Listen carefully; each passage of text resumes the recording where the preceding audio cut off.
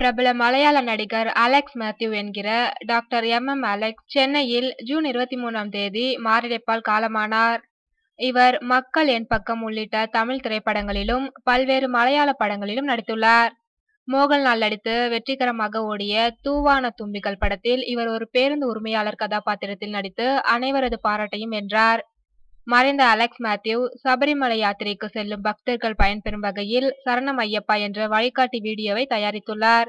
இவர் இந்தோலஜி மாற்று மருத்துவத்தில் மெக்சிகன் பல்கலைக்கழகத்தில் முனைவர் பட்டம் பெற்றவர்.